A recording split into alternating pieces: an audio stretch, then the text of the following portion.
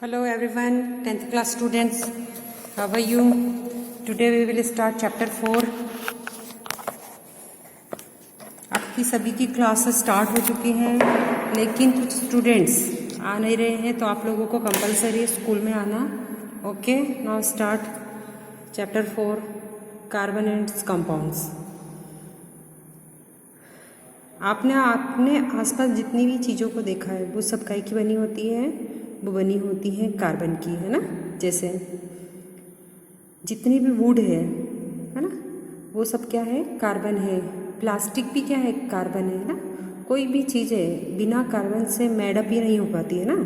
तो in the last chapter we come to know many compound of importance, है ना, to us.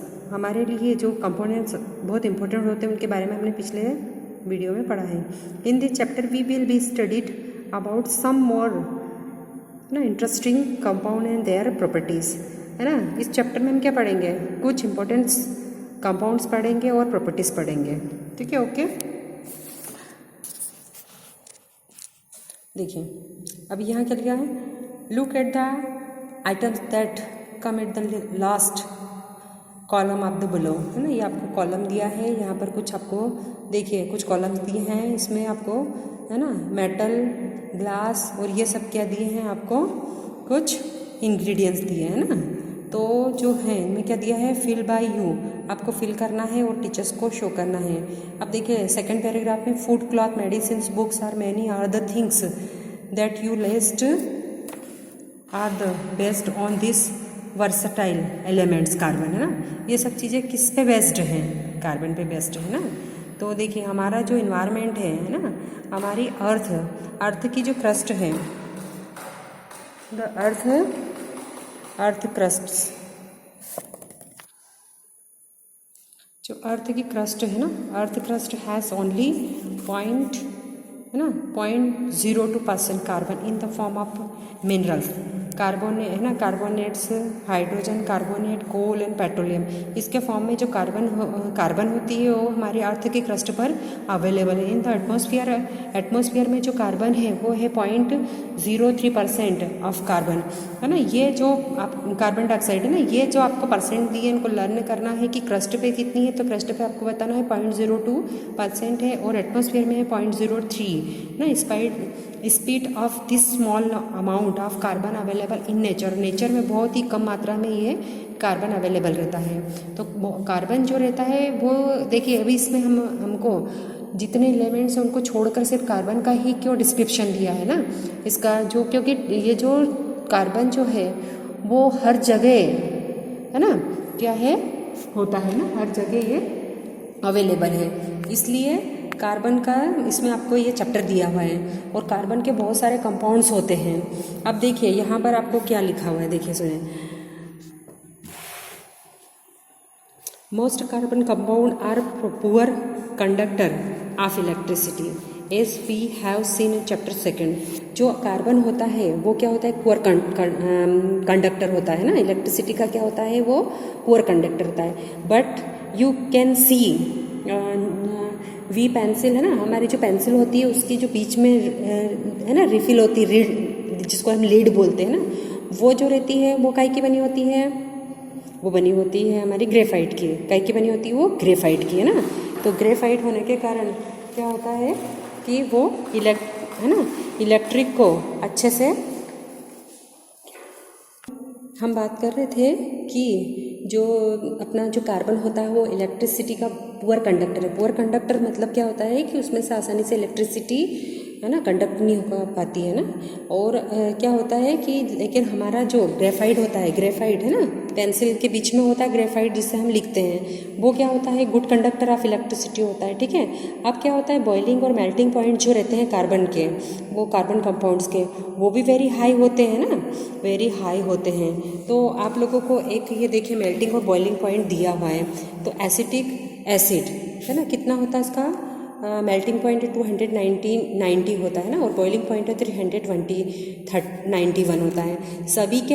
अब एक बात आपको हमेशा ध्यान रखना है कि मेल्टिंग पॉइंट हमेशा इंक्रीजिंग में आएंगे और ये, है ना, डिक्रीजिंग में आएंगे, और ये जो बॉइलिंग पॉइंट है वो हमेशा इंक्रीजिंग में आएंगे, मैंने बढ़ते हुए. क्योंकि सबसे पहले कोई भी चीज़ क्या होगी, मेल्ट होएगी, मैंने पिघलेगी, फिर क्या होएगी, वो वेपर के फॉर्म में चेंज होएगी, मैंने उबलेगी, ठीक है। तो ये सब काय के बने होते हैं, वो कार्बन के बने होते हैं, आपको यहाँ पर शो हो रहा होगा, ठीक है। तो ये जो है इनके ये मेल्टिंग पॉइंट है, यह बॉइलिंग पॉइंट है, ठीक। तो इनके जो मेल्टिंग व बॉइलिंग पॉइंट होते हैं वो कैसे होते हैं, है ना, ये नॉट कंडक्टर होते हैं हर चीज़ के लिए, है ना। हीट के लिए तो गुड कंडक्टर होते हैं, बट ये अपने इलेक्ट्रिसिटी के लिए क्या रहते हैं, बैड कंडक्टर होते हैं, ठीक है। अब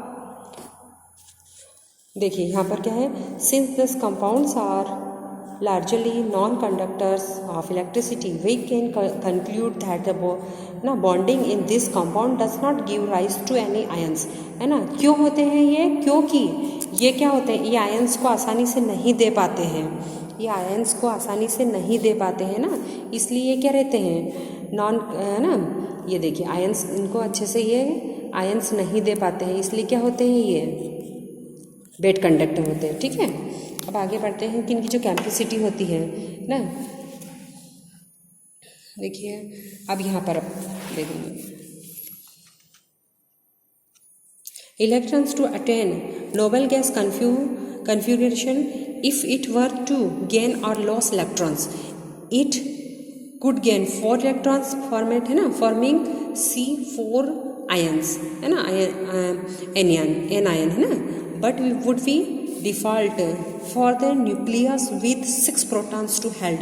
देखो ऐसा क्यों होता है कि ये किसी से आसानी से है ना अपने आयंस किसी को नहीं दे पाते हैं, किसी को ये अपने आयंस नहीं दे पाते हैं, ऐसा क्यों होता है, क्योंकि देखिए कार्बन जो है, आपने 9th क्लास में एटम का स्ट्रक्चर देखा होगा, उसमें जो बाहर की क्लास रहती है उसमें 2 फिर 8 ऐसे इलेक्ट्रॉन्स होते हैं ना, लेकिन यहाँ पर क्या होता है, इसके कार्बन के कितने हैं, लास्ट में 4 इलेक्ट्रॉन्स हैं, ठीक है।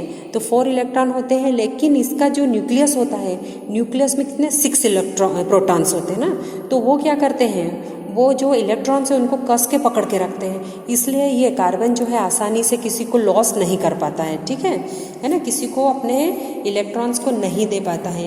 It could loss 4 electrons forming C4 cation. अब क्या कर सकता है, ये कर भी सकता है, कभी कभी क्या हो सकता है कि ये कार्बन के 4 इलेक्ट्रॉन्स को जो केटायन के फॉर्म में रहते हैं उनको दे भी सकता है, बट इस would require a large amount of energy. इसको ऐसा करने के लिए क्या चाहिए, बहुत ज़्यादा एनर्जी रिमूव करनी पड़ती है ना। वैसे तो ये किसी को देता नहीं है, लेकिन अगर कभी दे तो इसको क्या है, बहुत एनर्जी खर्च करनी पड़ेगी, ठीक है। तो इस तरह से है ना, carbon cation with 6 protons in से nucleus holding on just 2 electrons. Okay, समझ में आया आप लोगों को इतना कि ये समझ में आना ही चाहिए। आपको क्या करना पड़ेगा, इस वीडियो को 1 2 3 टाइम वॉच करना पड़ेगा, क्योंकि आप सभी लोग तो स्कूल आ नहीं रहे हो, इसलिए इसको 2-3 बार वॉच करेंगे तो आपको जरूर समझ में आएगा कि क्या है इसमें, और इसको रीड भी करना है। Carbon overcome this problem by sharing it's valence electron, है ना। अब इस प्रॉब्लम, अगर ये प्रॉब्लम ये तो किसी को दे नहीं पाता है, तो क्या इसकी वैलेंसी नहीं बन पाएगी, कभी भी ये किसी के साथ में कंपाउंड नहीं बन पाएगा, नहीं, ऐसा नहीं है। ये क्या करेगा, फिर किसी और के साथ में शेयरिंग करेगा, और शेयरिंग करेगा मतलब भाई तू भी यूज़ कर वो चीज़ को और मैं भी यूज़ करूँगा, इस तरह से वो शेयरिंग करेगा। आपने वैलेंसी 9th क्लास में पढ़ी होगी, है ना, फुल चैप्टर है आपके पास वो वाला, ठीक है। तो उसके अकॉर्डिंग आपको फिर समझ में आया ही होगा कि अगर वैलेंसी होती है तो शेयरिंग होती है ना। तो जब इनकी शेयरिंग होगी, है ना, कार्बन की किसी भी इलेक्ट्रॉन, किसी भी एलिमेंट से शेयरिंग होगी तो आसानी से क्या बना लेगा, कंपाउंड्स बना लेगा, और मॉलिक्यूल्स भी बना सकता है, ठीक है। अब हम आगे की ओर पढ़ते हैं कि आसानी से देखिए, अब सबसे ज़्यादा जो कंपाउंड्स होते हैं वो किसके साथ बने होते हैं, वो बने होते हैं हाइड्रोजन के साथ में, है ना। तो क्योंकि इसकी तो बहुत लंबी चेन है ना, इसकी जो है बहुत लंबी चेन है। देखिए आप ये देखेंगे यहाँ पर, आप ये इसको देखेंगे कि इसकी बहुत लंबी चेन है, और ये इतनी आसानी से हाइड्रोजन के साथ में क्या कर लेता है, अपनी आसानी से कोऑर्डिनेशन बिठा लेता है ना। तो इसको क्या बोलते हैं, सैचुरेटेड और अनसैचुरेटेड कार्बन कंपाउंड्स बोलते हैं। चलिए ठीक है, ओके, इतना हो गया है। आप लोग अच्छे से पढ़ेंगे तो आपको समझ में आएगा, और अगर आप इसको फर्स्ट टॉपिक ही नहीं पढ़ पाएंगे ना, इसका जो फर्स्ट टॉपिक है वो अगर नहीं पढ़ा आपने, है ना, तो आपको ये पूरा चैप्टर समझ में नहीं आएगा। इसलिए so please watch this video 2 time, है ना, and read this chapter. Okay, bye students.